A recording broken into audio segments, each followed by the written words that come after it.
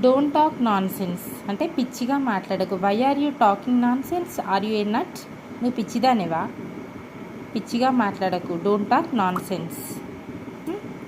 Next పర్వాలేదు. Never mind. Never mind, no problem, it's okay, it doesn't matter అంటే పర్వాలేదు అని.